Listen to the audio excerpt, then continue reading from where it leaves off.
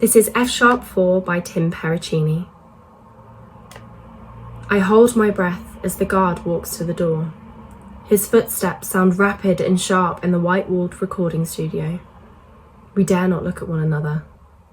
He stands in the doorway for an interminable moment before grunting softly and pulling the door shut as he steps out.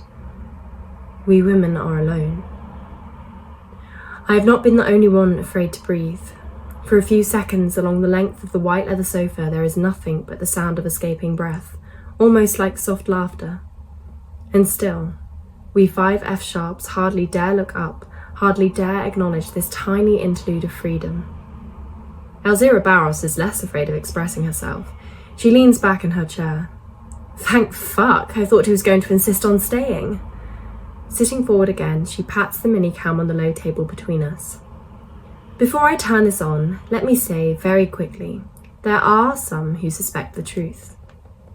She does not elucidate, but scans our numerically arranged line, looking at each of us. She activates the minicam, waits for a moment as one lens adjusts to capture all of us, and the other angles itself to frame her face. Record. Seen up close, she is somehow both more beautiful and less glamorous than she appears on our screens. Less glamorous because reality reveals the faint lines around her mouth and eyes and on her neck.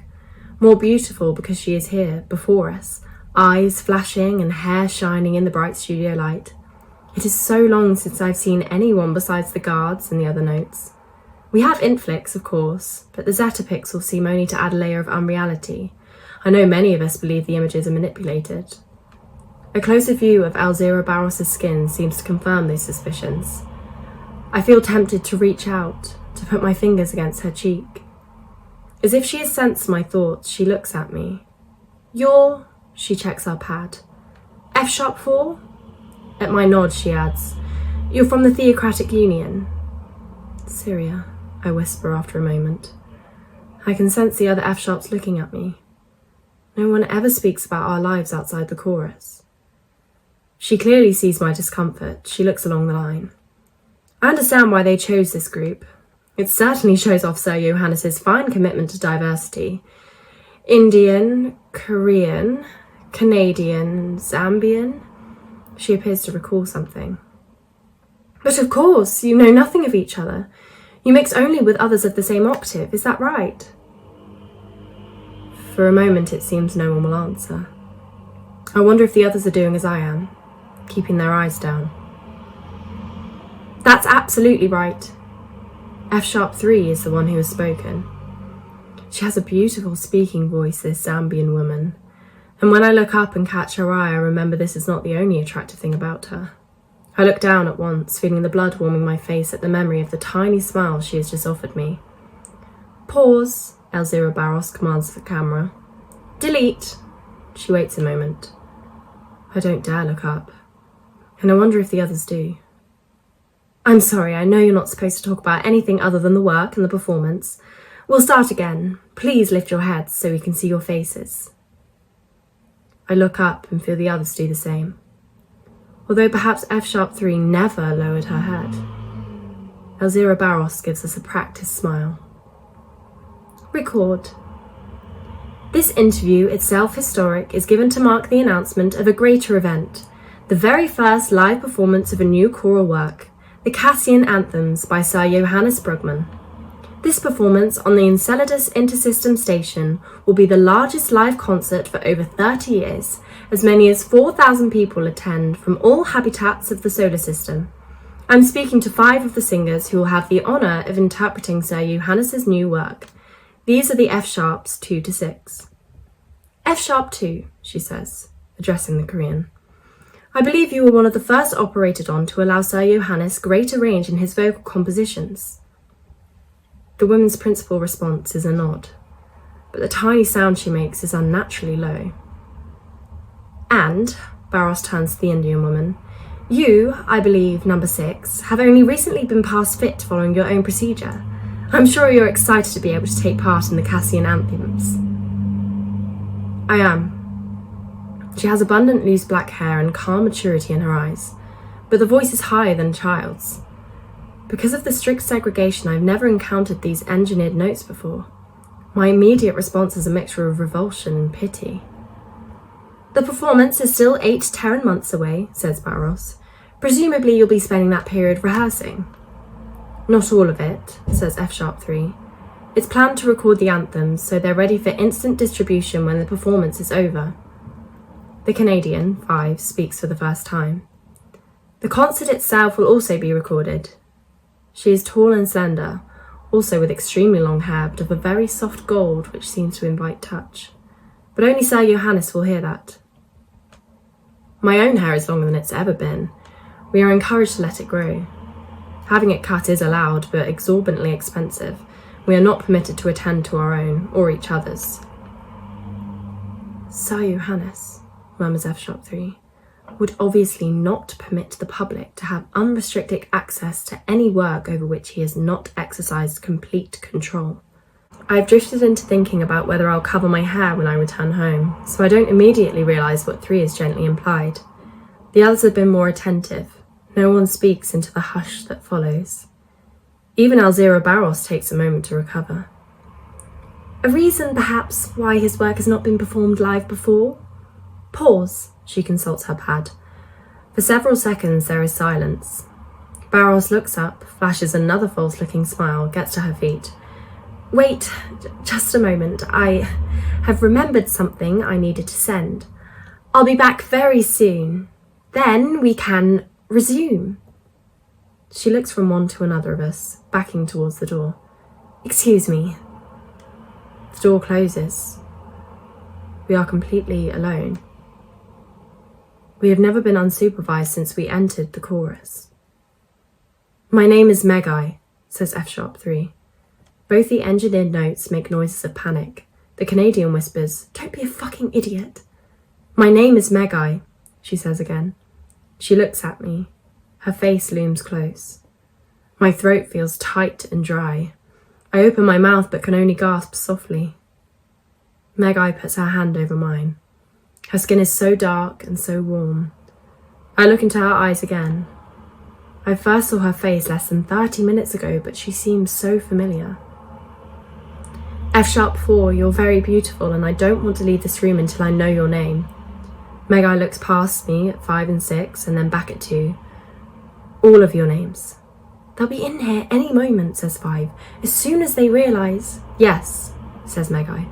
"So we must not waste time. She, Miss Barros, has done this deliberately, do you see? She arranged an interview, insisted that no guards be present, then left us. She's given us this precious moment to speak." "Are you sure?" rumbles F#2. 6 looks thoughtful, but seems afraid to speak. "She was acting kind of weird at the end there," says 5. "But we can't—" "Usa," I say. "Usa is my name." Feels almost as though I'm speaking the name of a fictional character. I've not said my name aloud for 3 years. "Shut up!" 5 jumps to her feet, scans the walls and ceilings, looking for signs of surveillance. "You know what'll happen if—" 2 and 6 sit stiffly, as if disassociating themselves from anything that is happening. Megai lifts my hand, holding it in both of hers. "I will see you again. We will sing together. Then the whole system will hear our names." "But how?" The door opens. Alzira hurries towards us. Behind her, a guard steps in, closes the door and leans against the wall. Alzira takes a seat and bends over the minicam. "I'm so sorry we had to stop." Megai frowns, then her lips curve slightly. She nods once at Alzira, who does not smile this time but sits back. "Now, where were we?" The restarted interview follows the pattern I expected. We are given opportunities to say how talented Sir Johannes is, how great an honour it will be to participate in the performance. We talk about the skill and training involved in the discrete method, how it is not like playing an instrument or singing in the normal fashion, but interjecting a note at the precise instant it is required. And we talk some more about Sir Johannes, about the exquisite discernment required to choose voices that will work alongside each other, in harmony in the chords or tripping from note to note, voice to voice, in the melody without jarring the listener. Finally, we talk about how our unlimited credit after we leave the chorus will transform our lives. Elzira Barros does not ask about our lives now. Back in the number 4 wing, alone for the night after having very carefully answered the questions of my octave under the eyes of our supervisors, I lie on top of my duvet and try to picture Meg Eye's face. I wonder what she meant. The system will hear our names. Is she planning something? If so, she can only act alone, as chorus members are permitted no unsupervised communication. Our everyday lives are carefully ordered to eliminate any possibility of concerted action, except when we sing. I remember suddenly that we must rehearse, all of us, for a live performance in which perfection will be the absolute minimum demanded. This will mean congregating, all of us together, every few days at the very least. My heart beats so fast that it is a long time before I'm able to sleep. I've lived as a note for 3 years. It would be unfair to call it imprisonment. After all, we're paid very well while we're here and will want for nothing for the rest of our lives.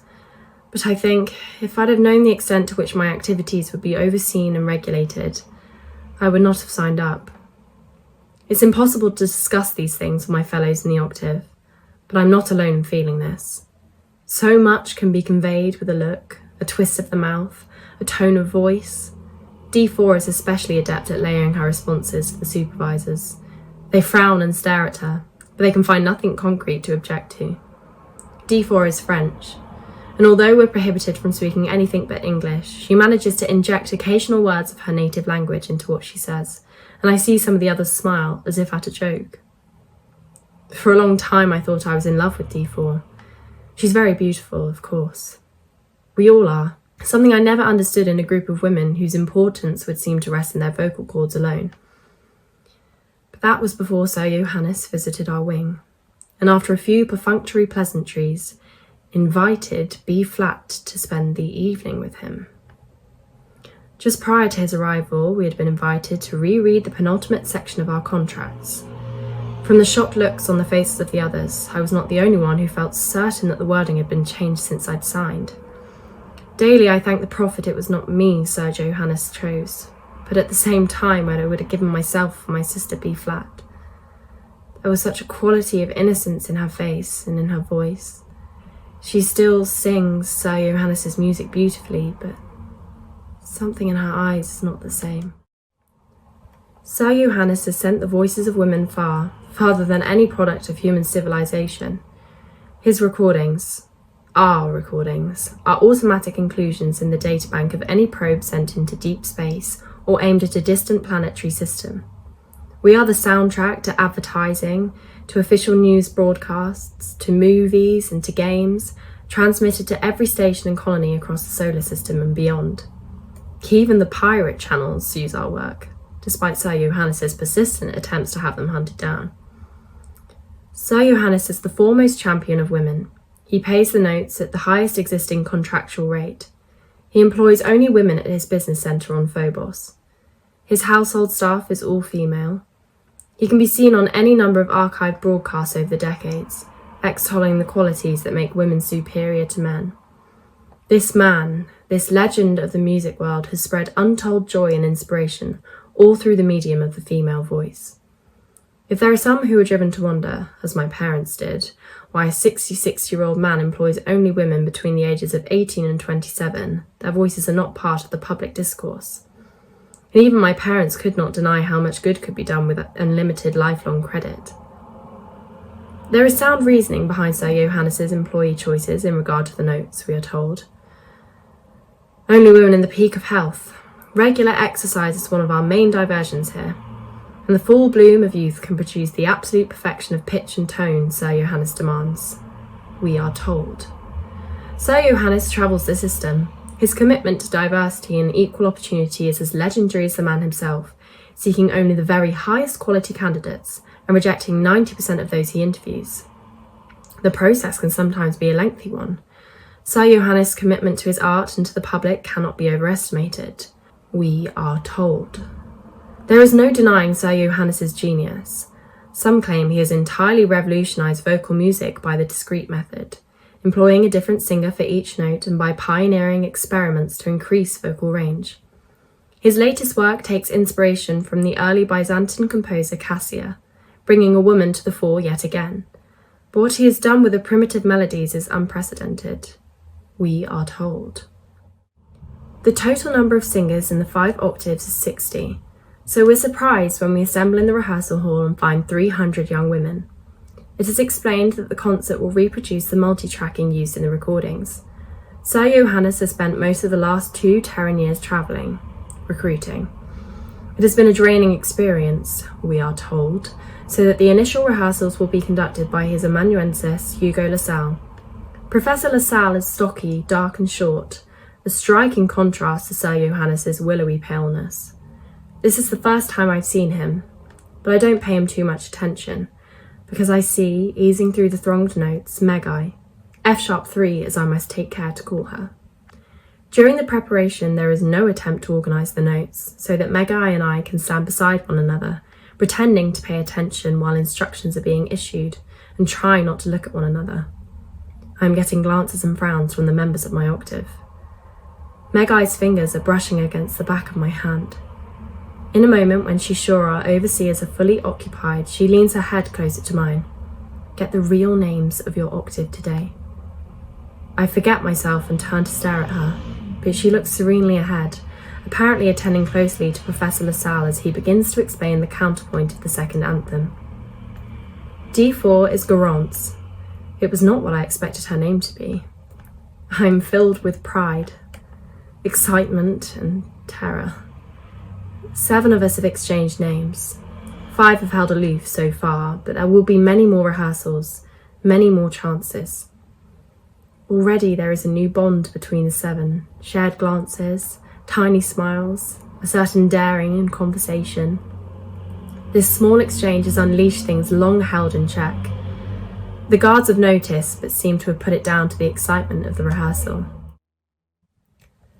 Elzira Barros is present at the second rehearsal. Sir Johannes seems to have been pleased with her interview, despite the minor security scare when we were left alone.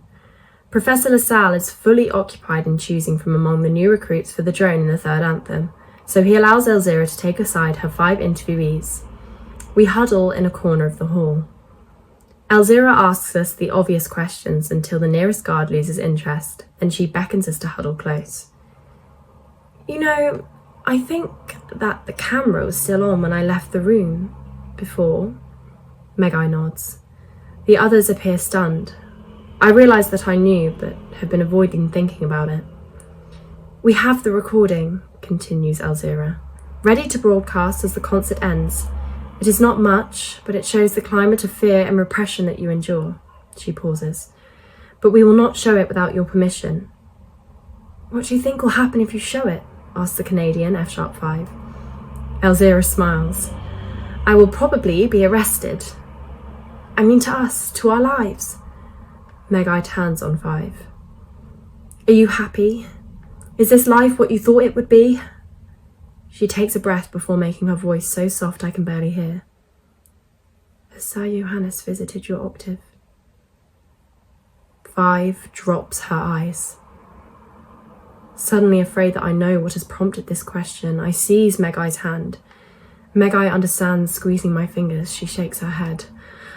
I am so flooded with relief, I can hardly stand. 2, the tiny Korean holds me up. One of the stewards is coming towards us. Meg-I releases my hand and whispers, all of you, get the names of your octaves for next time. The Canadian swears dismissively. I want to tell Meg-I that I have 7 names, but there is no time. The steward is there and we're herded back to join the throng. We didn't answer Elzira's question, and she's not present at the next 3 rehearsals. But progress is made. F-sharp 2 is Ji-yeon, 6 is Urvashi. The Canadian avoids us. She looks over when we gather, and I do think I see a faint yearning in her face, but she is clearly frightened, and with good reason. Nothing like this has been attempted before.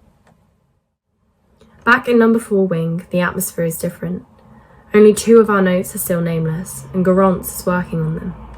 We have to exercise extreme caution, of course, but we look out for each other in a way that we never did before. If the guards have noticed anything, it will be an increase in minor accidents at one end of the refectory when 2 or more of us are seated together at the other end. We have been given sheet music for all the anthems now, actual paper copies to study and annotate. As another warm-up for the concert, we will be recording the Cassian anthems in our usual fashion, and for this we'll be allowed to have the sheets before us. The sheets are a tool we can turn to our own ends.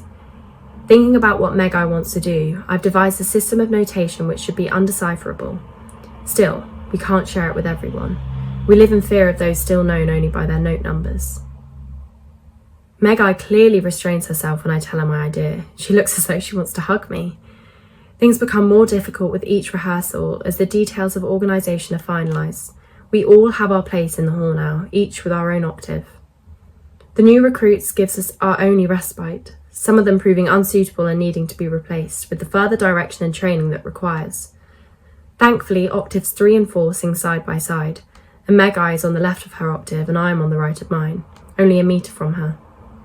In the breaks, we can exchange the briefest of messages and sometimes even a tentative touch. Occasionally, one of the newcomers will break down at the rear of the hall and we have as much as 2 minutes of confusion to shield us. At every moment in the hall and in the wing, I expect a hand on my shoulder hauling me away. Every member of our octave except C# is given her real name. All have been incorporated into the design. For the last 2 term months of the rehearsals, Sir Johannes is there, pacing around the hall as we sing, standing and staring, saying nothing. I've noticed that some of the notes are quietly weeping by the end. The music we make is certainly very beautiful, a unique combination of so many different voices blending in the same piece. Even Professor Lassalle appears moved, and Sir Johannes' silence is considered a promising sign. Our sheets are taken away from us and destroyed. Our conductors are satisfied that we know our parts. In fact, we know 2 versions. It is too late to change any part of the plan. With Sir Johannes prowling our ranks, communication is impossible. We must on the day trust our memories and each other. I can feel Meg-Eye's presence but dare not even turn my head in her direction. Elzira Barros is present at the penultimate rehearsal. We never answered her question about the release of the footage. Her eyes seek out each of us, the special 5, but if she asks for another interview it's not granted to her. She remains at the front of the hall beside Sir Johannes. He never looks at her. We sing and the tears flow down her cheeks. I'm crying too. Sir Johannes is a genius. For the final rehearsal, we are in the venue itself, a vast space styled as a European cathedral of the Gothic period. After completing the recordings ready for release, we have moved to Enceladus Intersystem Station. How strange it was singing alone in the studio after these months of mingling our voices in that hall. How strange it is, after the years at Wing 4, to wake up in a dormitory with a view of Saturn. Garance and I have taken adjacent beds, and we are able to exchange looks the cameras never detect, but no words. And C# is not one of us, and now it's too late. I wonder how many have refused to join in the other octaves. I wonder who is there at night to share a glance with Meg-Eye. We are gathered to watch an inter-system bulletin on the morning of the performance in the artists' area of the venue.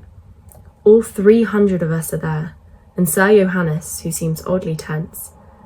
I can't see Meg-Eye, but there are so many of us in such a small space, all crowded around the wall screen. Elzira Barros appears on the screen, but this is not one of her reports. The story is about her. She has been arrested for conspiring to destroy Sir Johannes' reputation.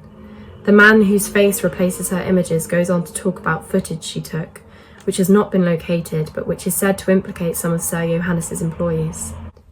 Meg-Eye's face appears on the screen. It is like a fist to my stomach. I'm saved from falling only by arms around me, Garance on one side and Ji-Yeon on the other. I can't hear what the man on the screen is saying. I'm protesting, denying, calling her name. Garance smothers my cries with her hand. Luckily, in the general commotion, only a few nearby notes have heard me. The man on the screen is speaking about a notation system, my system, with numbers beneath certain notes in a seemingly random pattern they have been unable to decipher. They speculate that secret messages were being passed. Listen, Garance hisses close to my ear. We only have 2 hours to go. You must hold yourself together. Only 2 hours. After that, you may crumble. But Meg-Eye, F#3, growls Ji-Yeon in her unnerving voice, gave herself to them to shield us. I'm sure of it. They found her and she took it all upon herself. Now, it's all upon us. Don't disgrace her. Remember your duty, F#4. Ji Yon has been pronouncing the note numbers loudly, perhaps to reassure those around us. In the distance, I see the Canadian F#5. Her eyes meet mine for the briefest of moments before she looks away. A stranger stands in Meg Eye's position, a promoted reserve without Meg Eye's beautiful posture or proud tilt of the head. Her presence, her slight shifting is a reminder that I have no idea what is happening to Meg Eye at this moment. I have no idea what will happen to any of us after today. We are arranged along the aisle with the audience on both sides and each octave facing alternate directions. My face is caked with makeup to disguise puffiness and pallor. It would wreck the performance to replace too many of us, so they have done the best they can. Sir Johannes himself stood directly in front of me and scrutinised my face, giving a final curt nod. The clock numbers roll over. 2 minutes. I do as Garance advised, try to breathe deeply without thought, following the breath. The fives will begin, so I have a further 30 seconds to compose myself. I look at the faces in the audience. Have they seen those reports? A tremor of doubt shakes me. These are all billionaires, chiefs of industry, wealthy entertainers. Will any of them care when they know? Will this be in vain? A swooping drone reminds me of the cameras which will show the system everything that happens. My first note is seconds away. I think of Meg Eye, straighten my back and sing. The first anthem is a triumph, the second a wonder, the third provokes a standing ovation. Sir Johannes is a gift to humankind. There are tears on many cheeks, rapture on all faces. The high-arched ceiling echoes with the cries of approbation, the whispers of astonishment. The fourth anthem begins with the fives once again. I'm so tense I can't stop myself shaking. We left 2 bars blank, a space for a name we were never given. After that, we begin.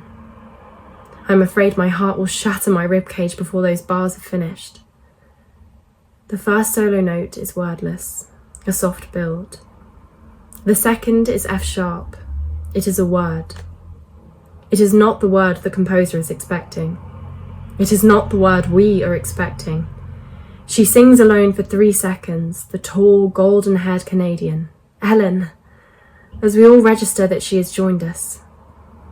She is not singing only her one note, her F#, and the others in her octave hold back to let her be heard. Sir Johannes's hands freeze in the air, his jaw goes slack. The audience emits the faintest murmur. We recover, we support her, we sing beneath her and lift her words up to the level of the previous anthems. In a few moments her time is passed, and the voice of Garance is heard behind me. It seems that all the voices, all 60 of the original octaves are supporting her, but I can't be sure. The new recruits have been stunned into silence, but the old octaves give voice to their passion and their spirit, and this fourth anthem may be the most moving of all.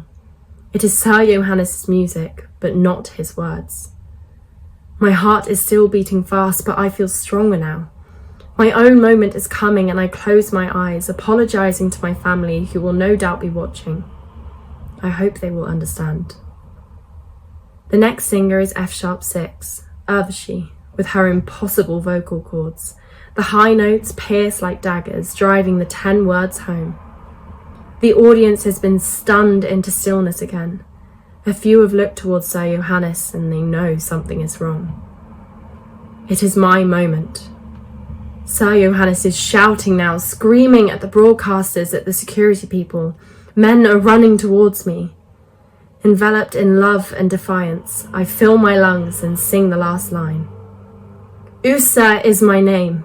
A slave is what I am. The signal goes out to all planets, all places, and cannot be recalled.